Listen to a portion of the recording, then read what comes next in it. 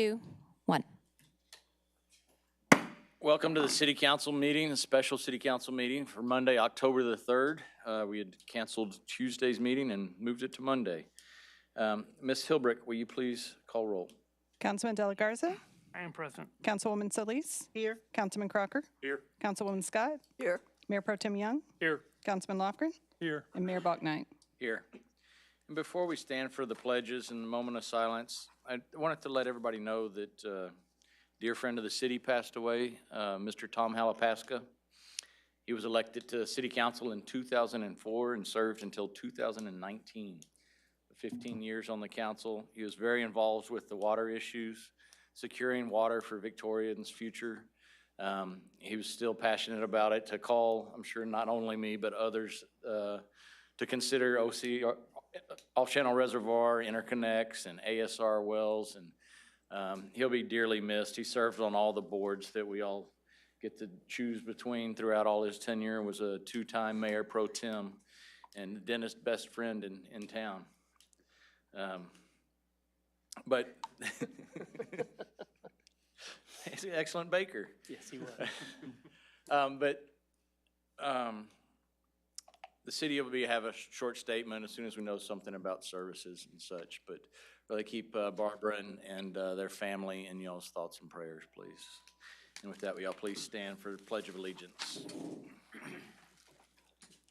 Pledge allegiance to the flag of the United States of America and to the republic for which it stands, one nation, under God, indivisible, with liberty and justice for all. Honor the Texas flag. I pledge allegiance to thee, Texas, one state, under God, one and indivisible.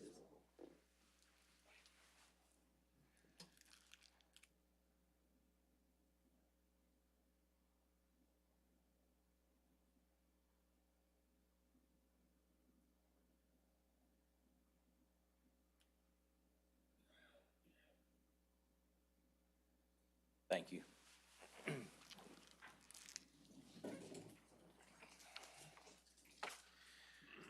All right, Mr. Garza, do you have any announcements and reminders aside from the proclamation? Good afternoon. There you go.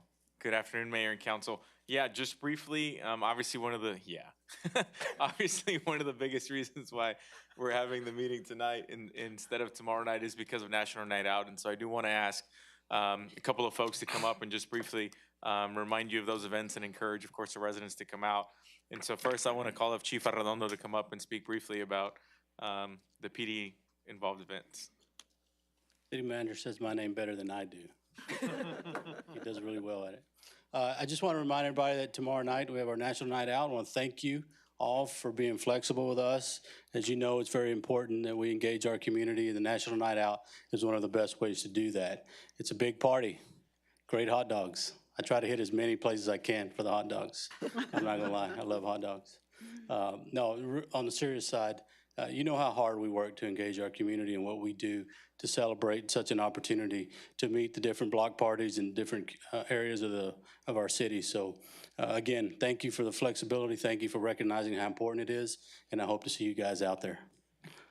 Thank you, Chief. Thank you. Thank you. And I want to ask our fire marshal, he specifically requested he wanted some FaceTime with you. And so Chief Lewis, here you go. Hello.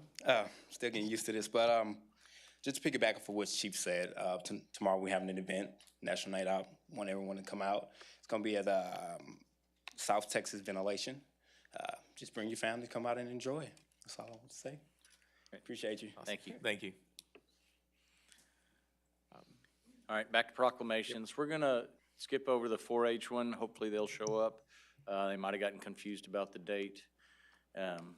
But we'll hold that till they can attend, and we'll go ahead and go with the Fire Protection Week, Prevention Week, I'm sorry. Okay.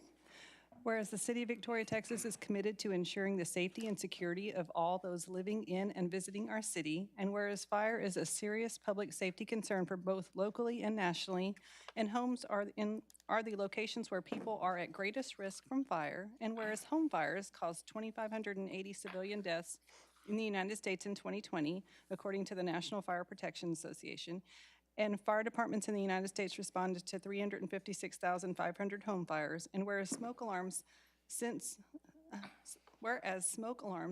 smoke well before you can, alerting you to the danger in the events of fire in which you may have as little as 2 minutes to escape safely, and whereas working smoke alarms cut the risk of dying in reported home fires in half, and whereas the City of Victoria residents should be sure everyone in the home understands the sounds of the smoke alarm and knows how to respond, and whereas the City of Victoria residents who have planned and practiced a home fire escape plan are more prepared and will therefore be more likely to survive a fire, and whereas the City of Victoria residents will make sure their smoke and carbon monoxide alarms meet the needs of all their family members, including those with sensory or physical disabilities.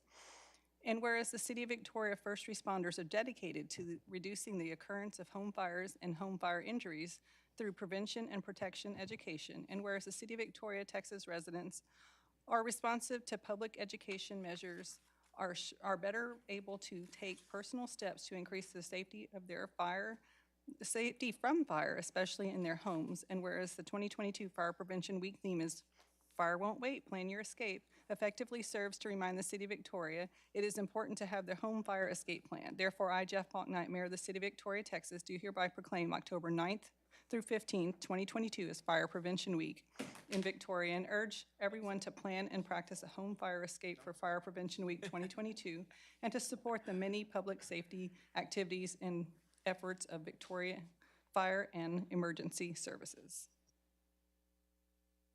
Great. Thank you to the fire department. We appreciate everything that y'all do.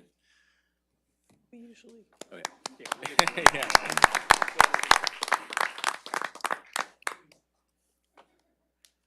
I'm good. You're good? Yep. All right. Public and employee recognitions. All right. We'll ask Krista Euchre to come up and help introduce. Good evening, Mayor and Council.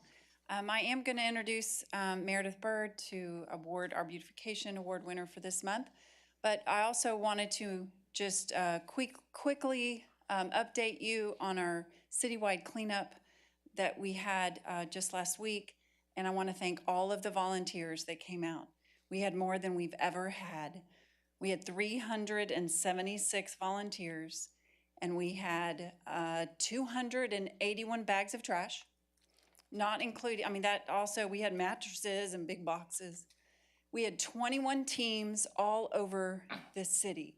And if you were out Saturday morning, I bet you saw some of them. And speaking of police and fire, I want to thank them. They always come out and have a good group. So huge success for Victoria, and it says a lot about the number of people that come out, about this community coming together. So given that, I'd like to introduce Meredith Bird, our chair of Keep Victoria Beautiful Board. Thanks, Christy, and good afternoon, Mayor and council members.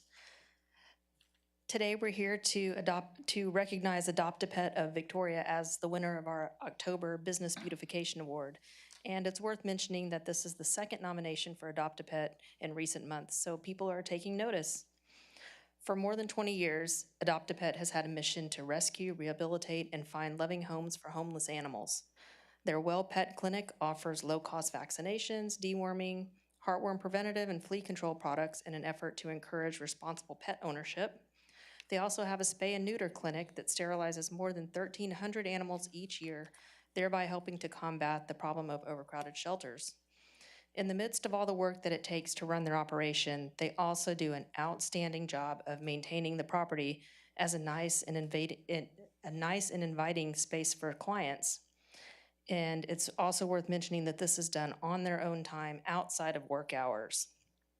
Adopt-A-Pet is a hidden gem nestled beyond the railroad tracks that run along the Houston Highway. And as you drive over the tracks, you immediately notice all the cheerful signs, colorful landscaping, and potted plants along the front of the building, as well as cute picnic table and bird feeder under the oak tree. So the amount of care and work that goes into keeping Adopt-A-Pet looking great is evident, and it's not an easy task. They have a large property.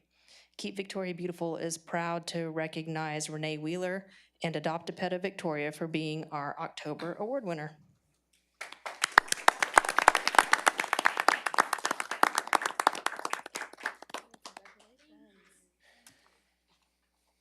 Thank you for this award. We're very, very appreciative. And like she said, the group that has the love of the beautiful flowers and the birds and trying to do all of this, they do it on their own time. And so I'm very proud of them.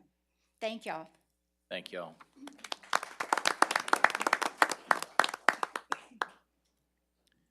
All right, if there's no other public and employee recognitions, we'll do items from council. Anybody have anything? I have one. Yes, ma'am. I'd like to pull D4, please. Okay. And we're gonna put E3 in front of E2 as well today. And then, real quick, I had the question myself because my yard was looking a little brown. Are we still in drought stage 3? And if, get Mr. Gill to answer everybody's question. Yes, we are. The river has actually gone below the level where we can't draw from it from our major water permit. So we're having to use alternate water permits, but yes, we are still under stage 3 and the river is pretty low as far as its depth and its flow. So I encourage everybody, please conserve that water. We're still there, and until we get a break, upstream and downstream, we still want to conserve. Thank you. Thanks, Mr. Gill. All right, we'll close items from council, and we don't have any cards for citizens communication. So we'll go through and close that. No items with public hearings, and on to the consent agenda. Item D3 is the adoption of minutes of the regular meeting on September 20th, 2022. Item D2 is an ordinance to amend Section 24-141 of the City Code pertaining to additional garbage cart and recycling cart fees. This item is on second and third reading. Item D3 is an ordinance to amend Section 24-51 to add code enforcement abatement fees. This item is also on second and third reading. Item D4 is a resolution approving a variance to Section 21-82A6 for property located at 211 Andrea Court in order to, we're skipping that one. Yeah. D5 is a resolution approving a variance to Section 21-83A1, Section 21-83A2, and Section 21-83A5 and 6 for property located at 1204 East North Street in order to allow for the approval to reduce the minimum lot size, minimum lot width, and minimum interior and exterior yard setbacks. Item D6 is a resolution amending the city's fund balance policy, and item D7 is a resolution approving the purchase of the 2022 International CB 515 Diesel Type 1 Fraser-built ambulance from Southwest International Trucks Incorporated of Dallas, Texas, in the amount of $312,468. Make a motion, we approve the consent agenda as read. Second. Okay, motion and second to approve the consent agenda, items D1 through 3 and 5 through 7. All those in favor say aye. Aye. Those opposed, same sign. Item D4. Item D4 is a resolution approving a variance to Section 21-82A6 for property located at 211 Andrea Court in order to allow for the approval of the encroachment on the rear yard setback. Mr. Mayor, I asked for this item to be pulled because I need to abstain from the vote on this item. Okay, thank you, Ms. Scott. I move we approve item D4. Second. Okay, motion and second to approve item D4. All those in favor say aye. Aye. Those opposed, same sign. Motion carries. E1. Item E1 is a resolution approving the fiscal year 2022-2023 Victoria Sales Tax Development Corporation budget. Good evening, Mayor and Council. I will be presenting the sales tax budget today. I did have lots of help from Wesley, so please bear with me as I go through these slides. Just want to provide a brief update on what we have in the budget and what projects are in the plans or in the works. All right, so for revenues, this gives you a quick glimpse of the revenues over the past few years. Right now, we have projected or proposed budgeted $8.8 million in revenues. Expenditures are as what you see here. Proposed budget of about $14 million in expenditures for fiscal year 23. And that leaves us with the fund balance of about $11.5 million for the next fiscal year. So some of those major projects that we have in the sales tax budget, one being the DeLeon Plaza improvements, requesting sales tax for $500,000, which last Friday, you got to see a new and improved version of the expansion project. And that includes closing Forest Street, putting in a permanent stage and some more landscaping features, along with a permanent restroom facility and splash area or water feature. And we also look to have additional funding from the ARPA funds and TxDOT overpass at about $2 million. And as I mentioned on Friday, we plan to have a conversation with Southside Development Corporation about potentially increasing the allocation towards the downtown project, since as you saw on Friday, the budget is greater than the $2.5 million that we currently have in the CIP. But because we haven't had that conversation with Southside Development Corporation, the budget in front of you today doesn't account for any different allocation.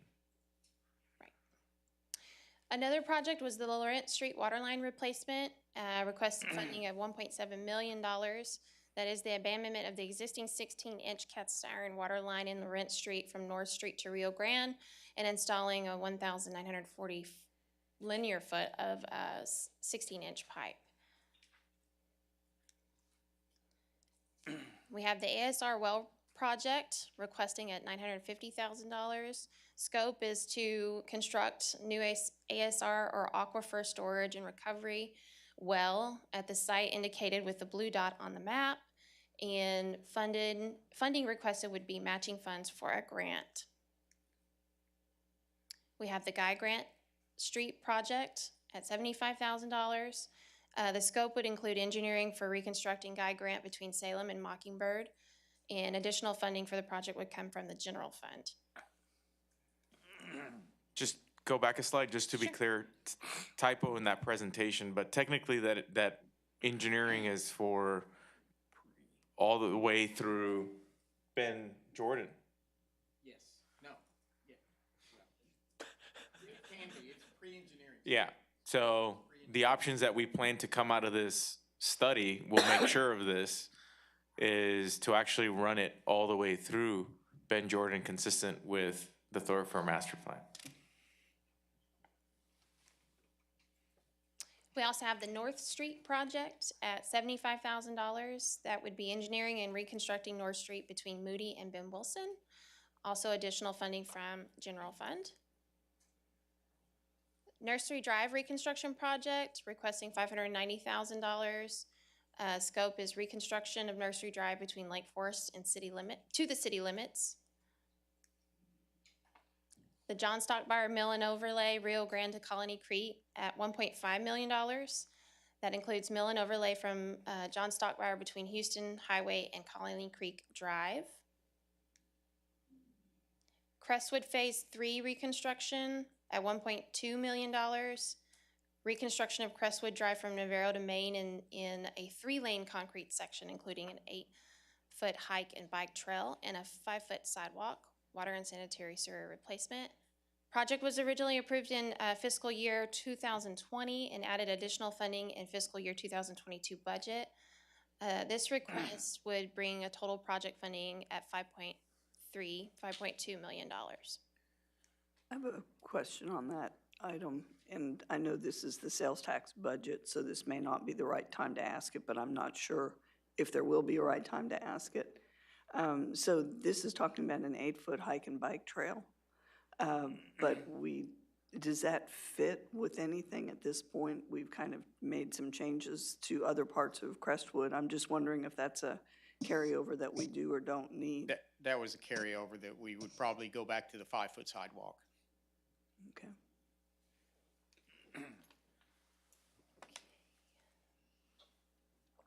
We also have the Dairy Road reconstruction at $134,000. Reconstructing of the Dairy Road from Salem to Whispering Creek in a 37-foot wide hot mix curb and gutter section, including underground drainage and sidewalks. Additional funding from bonds, utility fund, and TxDOT overpass fund.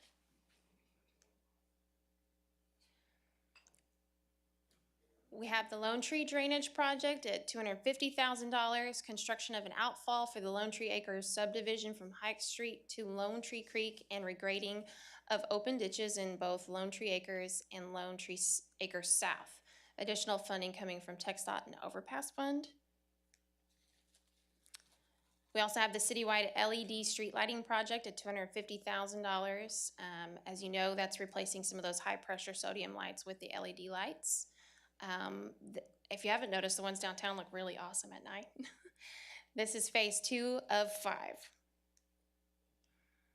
And then we have the public safety headquarters requesting $1.4 million. This will help cover the design for a public safety building to be located on Main Street, and additional funding would come from the general fund and ARPA funds. That concludes my presentation. Are there any questions? I'll only briefly add, we were having a sidebar conversation because on the slide on Dairy Road, that was simply additional funding. The total project for that Dairy Road reconstruction is actually over $4 million. So. Great. Thank you, Ms. Williams. I'll move for approval of item E1. Second. Thank you. Is there any further discussion? A lot of exciting projects this next year. Appreciate it. Thank you, Sales Tax Development Corporation, for funding them, helping us fund them. All those in favor, say aye. Aye. Those opposed, same sign. Motion carries. Item E3. Item E3 is a resolution approving the downtown tax increment reinvestment zone bylaws. So move. I said so move, so I need a second. I'll second. Okay. Go ahead, Ms. Okay. Williams. I do have a brief presentation on that, and we're gonna kind of rope in the bylaws and the board appointments all in one presentation. All right. So just a brief timeline of where we've been, where we are today, and where we look to be in the future. If you recall, in December, we established the TERS for downtown. And then in January and July, shortly after we established it, we sought out the other taxing entities to join the TERS. And then today, we are gonna try to accomplish a few housekeeping items by appointing all of the board members to the TERS board, appointing a chair, and approving the bylaws. We look to hopefully have our first meeting in November, and then we will hopefully submit our financial plan and annual report, project plan to the tax comptrollers in February of next year. So the board directors are 7 in total. 3 would be from you all, City Council. 2 are from Victoria Main Street Program Board, Ashley Thomas, Jeb Lacey, which have been appointed through the Main Street Board meetings, Bland Proctor through the Victoria College Board of Trustees, and Sean Stibich with the Navigation District. Did I say Jeb Lacey? You did? Okay, good. I want to make sure. He's here today, so I want to make sure he gets a call out. All right, so some of the responsibilities for the TERS is to fund a portion of the infrastructure and maintenance costs in revitalizing downtown. Those being some like sidewalks, ADA accessibility and sidewalks, maybe wayfinding signage, things like that. The board will give recommendations to council on projects that may include the park streetscape enhancements, utility infrastructure, and economic development grants. The TERS board will meet quarterly, and board members will serve staggered 2-year terms. So, all the steps for today that I'm hoping to accomplish. I ask of you to appoint 3 council members to the TERS board to make the full 7. I also would like to see the remaining 4 board members to be approved, appoint a board chair, and then approve the downtown TERS bylaws. Okay? And for the future, when the time comes, Victoria County will look to join the TERS board. And when they do join, the county commissioners will appoint 1 representative, thus replacing one of the council members. That way, all taxing entities have representation on the TERS board. Questions? Comments? Did you look at, term limits is a happy buzzword. I'm sorry, I don't have the bylaws memorized. Is that something that was looked at? Is it in there? Is it not in there? Yes, so for the first year, there will be, I believe it said 3 will have 1-year terms and the rest will have 2-year terms. And then every year after, we'll start 2-year staggered terms. So we did look at that. Well, and then I guess the ones appointed from various boards would have to be active on those boards. Correct. But for instance, I guess the county doesn't have term limits, the college doesn't. I guess. The bylaws would apply to everybody on the board regardless Right. of, regardless of what entity they're representing. How many terms can they serve? There is no term limits. Okay. Okay, I just wanted us to know what we're, And if we decide we want them, we can always right. come back and redo the bylaws. And I know there's a lot of benefit in continuity, so, I think this needs to run for a little while. yeah. I don't see the board doing a lot these first years, Correct. just because of gathering of Financial. Right. Yeah. funds to actually do something. Right. But anyway. Okay, so we have a motion and a second on item E3 to approve the bylaws. Does anybody have any further questions for Ms. Williams or discussion on the bylaws? Great. Okay, all those in favor say aye. Aye. Those opposed, same sign. And now we get the fun task of seeing who wants to jump up first and say you'll do it. I'll volunteer. I have a comment. I'm wondering if it would be wise to appoint the council members who, their districts cover this, which would be, I guess, District 1. District 5. District 5, and perhaps the mayor. It's just a thought. There were 3 already, Scott. I know, it just, I had the same thought, but okay, well, I'm just throwing it out there. I'm fine with Nobody else Mr. is gonna- Lofgren. If Mr. Lofgren would like to do it, I have plenty of other things. there's 2. Enrique? Yep. Okay. Okay, great. That's 3. So anybody, would y'all like to make a full motion where we name the 3 council members and the other 4? Would you like for me to read the item? Oh, yes, that'd be just fantastic. Thank you. Item E2 is a resolution appointing 7 members to the Downtown Tax Increment Reinvestment Zone Board. And then can you pull back up that slide with all the names on there?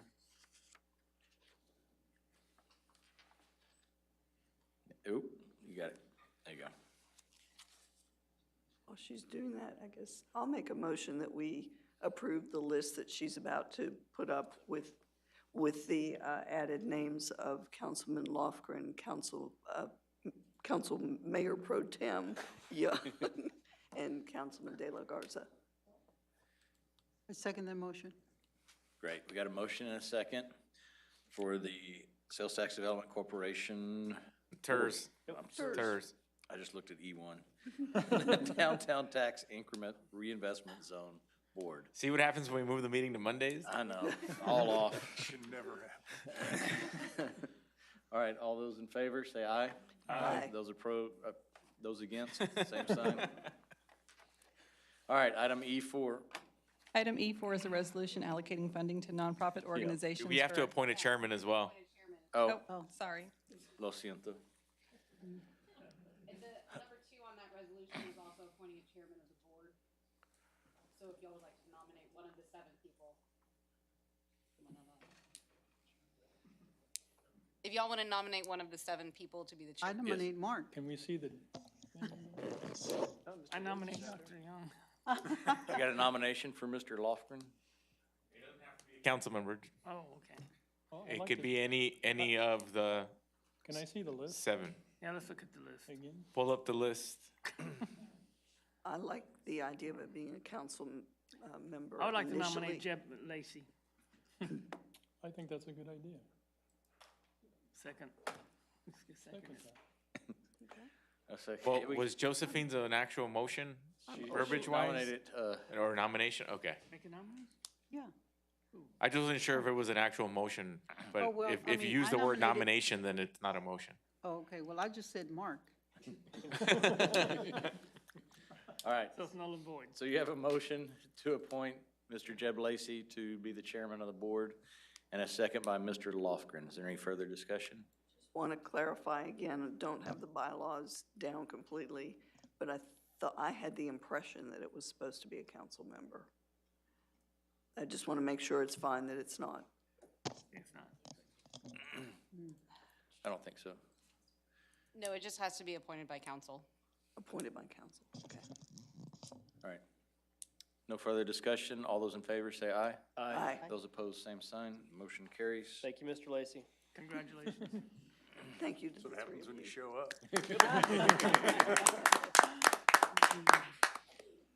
All right, E4 this time. Item E4 is a resolution allocating funding to nonprofit organizations for FY 2023 from the Child Safety Fund. Good evening, Ms. Toda. Good evening, Mayor and Council. All right, so tonight we're going to talk a little bit about the Child Safety Grant Program. So this year we received a total request amount of $51,000 from 4 applicants. The total funding amount that was available is $48,960 was available for funding allocations. We did recommend funding recommendations to all 4 applicants that applied, and that was through the internal review of our internal committee of Finance, Municipal Court, Legal, and the Police Department.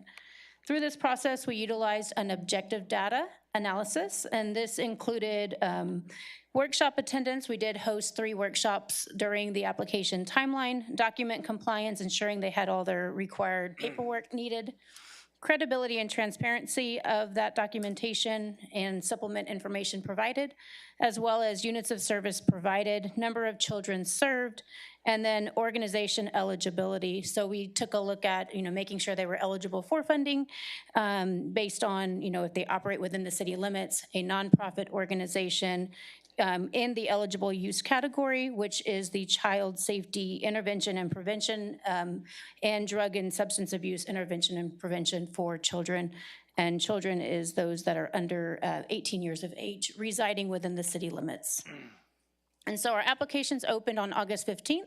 We had about a 3-week time frame for applications to be applied for. We did have a couple of new potential applicants that appeared at our applicant workshops, but we did not receive any applications from those.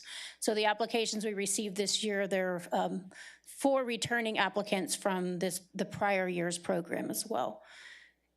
The application funding notifications were sent out on the 15th. They did have an opportunity to submit an appeal, and we did not receive any appeals during that time frame.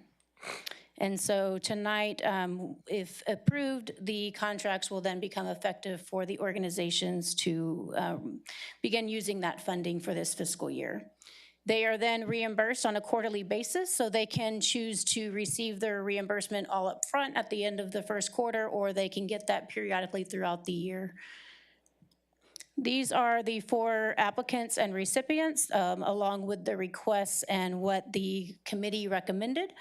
They were almost entirely funded, as the request was just a little bit more than what we had available to allocate. So we used that objective analysis to determine, that funding allocation. And this is just a little bit about the reimbursement process. So we have reports that are due January, would be the end of the first quarter, or that's when the report would be due after, after December. So January, and then April, July, and then October would be the final request for anything that was expended through the end of September 30th of 2023. And that's what I have. Are there any questions for me regarding this?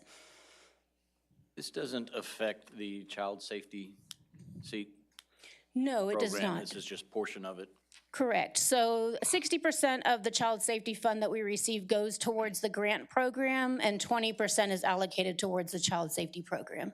And so this does not impact the available funding for that program. There's an additional budget separate for that. And we're still having good participation in that child safety seat? Yes, it is we get calls, weekly on it. I did a presentation last week at Kiwanis Club about it, and so the community's getting, interested in it as well, so. Great, thank you.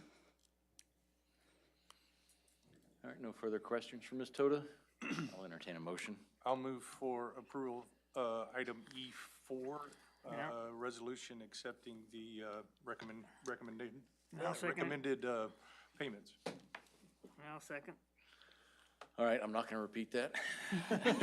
Nor am I. Is there any further discussion?